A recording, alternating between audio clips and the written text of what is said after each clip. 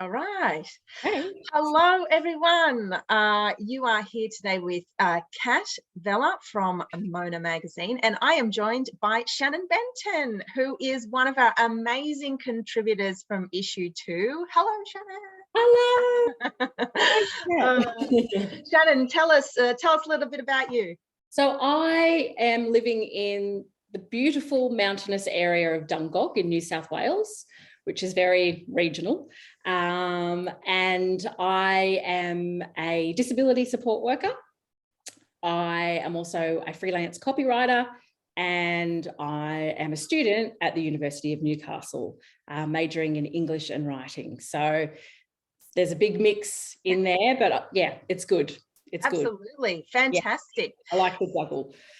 Oh, it sounds like it for sure. So Shannon, you submitted a piece that was published in our issue 2 called Enough is Not Enough. Could you give us a quick idea of what the piece is about for you?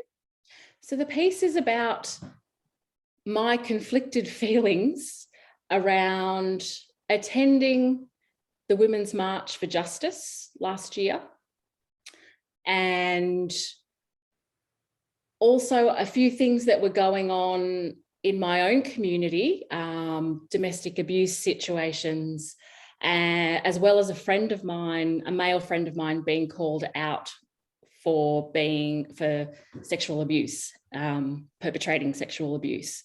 So I had lots of conflicting feelings going around about all these different things going on at the same time, and I just needed to get it down on paper. So that's what the piece ended up being, with a lot of help from my lovely editor, Kat. She's talking about me. Yeah. So let's start from the very beginning then, because I wanted to chat to you about this piece and the process of publishing it. Because start from where it all started, when you put pen to paper, and what spurred you to write Enough is Not Enough. Okay, so attending my local Women's March for Justice was great. I felt that there was some actual change happening in the air. It felt good. That was a positive experience, and it felt hopeful. So at the same time, I kept hearing stories of terrible abuse going on in my own community, domestic abuse, a variety of different things. Then, as I said, a male friend of mine was called out for perpetrating sexual abuse. So yeah, I was having all these conflicted feelings, and I felt really angry with myself about it, but I just had to get it down on paper. So I felt it probably ended up being a bit of catharsis in the end. There wasn't any actual logical form to it. I just needed to get it down because I felt angry with myself, but I also felt very passionate about a solution to these things and the questions going on. I mean, there weren't really answers to the questions, and I just thought, surely I'm not the only woman who feels this way. I know our initial stance should be to believe any woman who says that she has been a victim of sexual abuse. So I'm talking about my male friend that was called out. But I was completely conflicted by that. I felt a lot of vitriol towards this woman. And there were reasons for that, behind that, if you read the piece. But yeah, I just thought, surely I'm not the only woman that feels this way. I need to get it down on paper, and then hopefully something comes from that. Yeah. Can I go a bit off script here for a second and just throw a question at you that we haven't talked about previously? But you've said a couple of times that you felt really conflicted and quite angry at yourself. Can you kind of pinpoint the conflicts, essentially? Yes. Can you identify them? Yes, I can. So one part of it is I grew up, and I still have lots of, confident women in my life who are feminists, and I always considered myself a feminist. And yeah, where the conflict sort of came in was when my friend was called out for sexual abuse, perpetrating sexual abuse. My first response was, well, I don't believe this girl. But I was so angry with myself at that because, our initial stance should be to believe this person, regardless of what the circumstances are. And it sort of played with my feminist ideals. I was like, well, you should just automatically believe this person. And, the confliction comes from,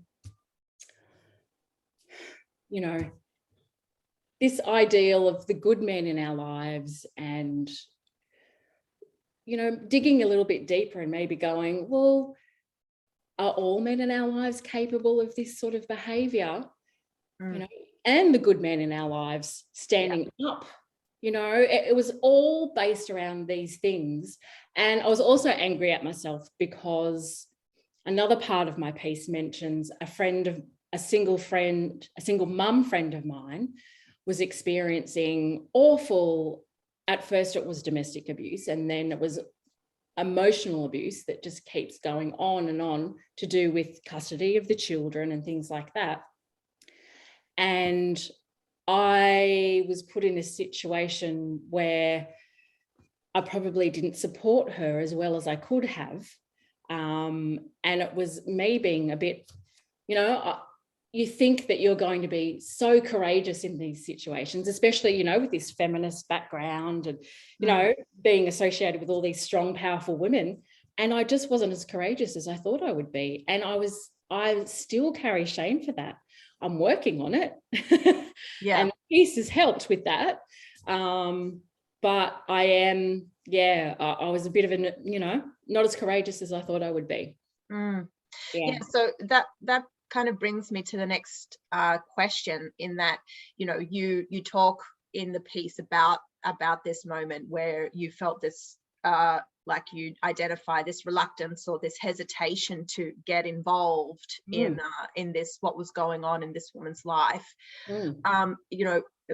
What for you was some of the most challenging things about writing about those experiences? Thinking about them and feeling them is one thing, but when you put them in front of you on a piece of paper, like how did this challenge you?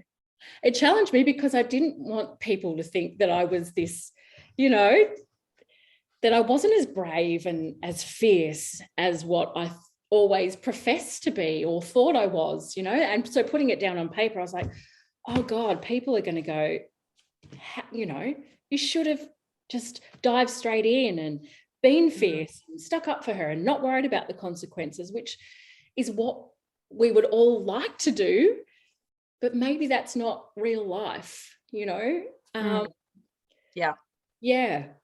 And I remember when I was reading this piece of yours, one thing that really stuck out to me was that we all, as women particularly, have been taught that it's our responsibility to stick up for other women or to stick up for ourselves, that these sorts of things are our responsibility, when this is a community and societal issue, a cultural issue. It can't just come down to one person's choice to be involved or not.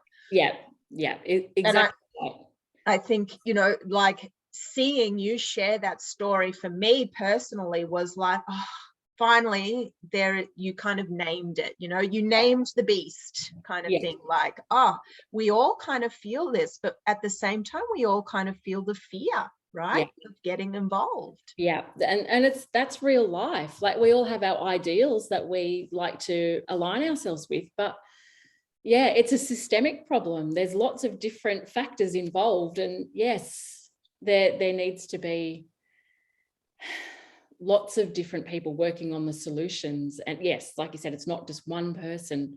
But but yes, I was conflicted. I was worried about what people would think. And also I was writing about other people's pain. It wasn't what was happening to me. It was how I reacted to it. Mm. But this was real pain for somebody else. All of the people mentioned in the piece. So yeah, I did have my reservations, but I just felt so strongly about it that I just had to get it down. And how did you feel when it was finally down? And what was kind of then the motivation for you to want to share it with us? I felt proud actually when I looked at it, because I knew, deep down I knew, of course I was worried that there was going to be nobody else out there who felt like I did. But I knew there would be other women out there who feel exactly the same way and get these conflicting feelings every day, because there are these little sinister little things that happen in everyday, like there's everyday abuse going on, you know, these little things that happen between work colleagues and things like that. So I know we all experience that in some form or other. And yeah, I really felt I needed to do it because of that. So seeing it down in some coherent form, was a real form of catharsis. And because I knew there were other women out there, I thought, you know, Mona's a great platform. I bought issue 1, loved it, and knew this is probably my tribe. The people who read this magazine will more than likely feel some of these feelings that I have been feeling around these issues. And so what did you then take away from the whole process? What did you learn about yourself? I learnt, that I'm not as courageous as I thought I would be. But I also learnt that things are not always as clear cut as you think they are either. There's lots of greys in life. And sometimes you just need to roll with that and sit with those feelings. And in the end, looking at it, probably not be as harsh on myself as, you know, what I have been around these issues. But things aren't always as clear cut. Mm-hmm. Yeah. Did you feel like this, starting from your own experience, like you said, reacting to these things going around you, did you feel like that this helped you understand anything bigger, like about Australian culture, gender issues in Australia, for example? That it's, we all say, feminists say, oh, we've come so far, but we have not really come as far as what we'd like to think. Growing up and now living again in regional and rural New South Wales, these things are still really present in everyday life. I know they are in metropolitan areas as well. They're just different issues, I guess. But the Australian culture around these issues is still really, it's toxic for sure. I often, we have these discussions often, and we're sort of like we know that there's a difference, right, in rural and regional Australia, but putting our finger on exactly what that difference is really hard to sort of identify. And I guess it kind of just comes down to the fact that everyone. So the social consequences for doing the wrong thing, they feel heavier because everyone knows everyone. You cannot be invisible. And that sense of losing your social capital. Exactly. It's a real thing. After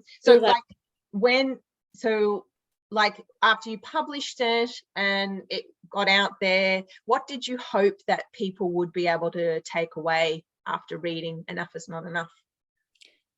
That this is a real life response.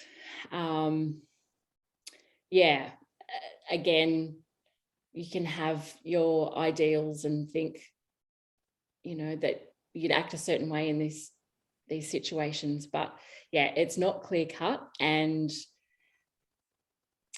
yeah, that we're all probably experiencing these conflicting feelings with all sorts of issues that are going on in everyday life. And we need to, while I don't have the answers, there needs to be, yeah, some sort of solution. And I guess talking about it is the best way to do that. So Yeah, totally. yeah, yep. Just Throw keeping away the shame and the embarrassment, and yeah, talk about it. Let's get talk rid of the about it. shame and dig deeper as to why do you think you felt that way? Like, there's reasons why I felt vitriol towards that young girl. You know, I didn't want to think that it was true, but chances are, you know, but that was my initial response. And yeah, dig deeper, keep the conversations going, and just be really honest about it. And then from there, hopefully there's a way forward. Amazing. Yeah, Hopefully. Absolutely. Hopefully. Yeah. Yeah. So would you recommend, you know, you've shared something really uncomfortable, very vulnerable, about yourself. You've made it public. Would you recommend doing that, sharing your experience in the future for other people? I absolutely would, because there was, yes, a sense of catharsis, but also, yes, this sense that there would be a conversation started about it. And hopefully there are more conversations going on, you know, because of that, from it being in the magazine. I really think, I'm a true believer, you have to write these things down when you're feeling passionate and the fire is there.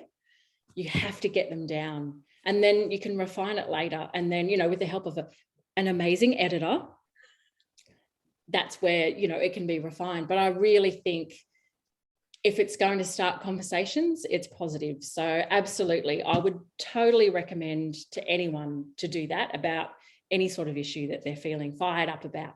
Just be fired up. We need more activism, and we need more discussion around these things. So yeah, totally, 100%. Amazing. Fantastic. Fantastic. Yeah. That's really cool to hear.